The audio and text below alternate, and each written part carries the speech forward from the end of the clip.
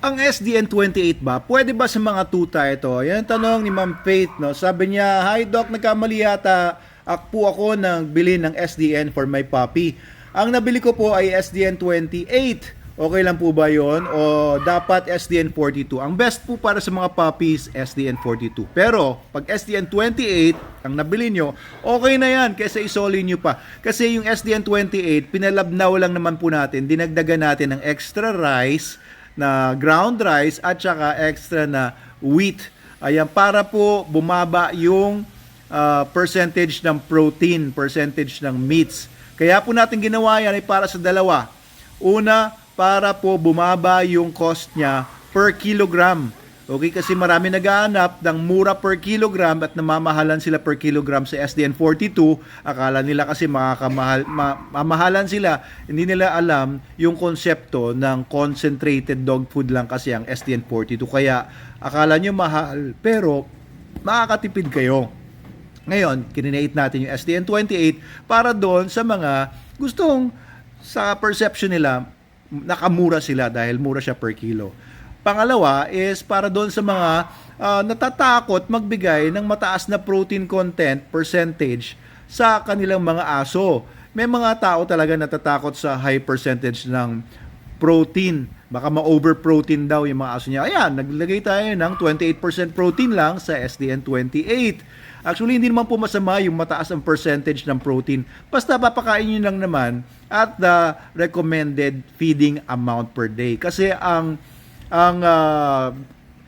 required or yung daily nutritional requirement ay hindi naman minimeasure yan in percentage, minimeasure yan in grams. Okay, kaya yung isang kilong dog food na 21%, edi may 210 grams yon ng protein. Pero yung kalahating kilong SDN42, ilang percent naman ang protein nun? Edi kalahati ng 42 grams, kalahati ng, tama ba sinabi ko? Kalahati ng 420 grams, edi 210, pareho lang sila ng protein.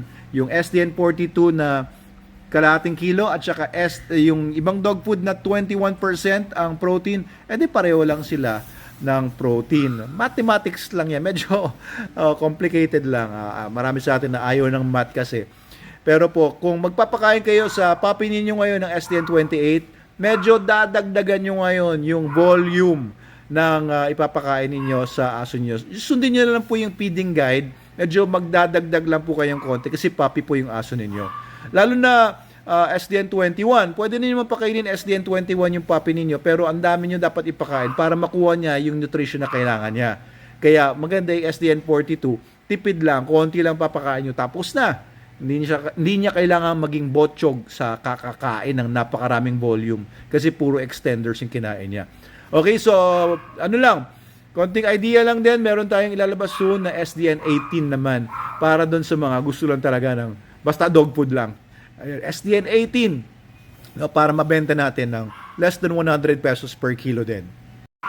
Pero maganda sa SDN28 nga pala, compared doon sa mga ibang dog food na 28% din, ay mas maganda yung 28% protein natin kasi galing sa animals. Whereas yung sa ibang dog food, meron nga 28% protein, pero karamihan naman doon galing sa plants. Ang plant protein hindi ganun ka-bioavailable, hindi ganun ka-digestible compared sa animal protein. Kaya 21% versus 21% ng iba, mas maganda pa rin ang SDN.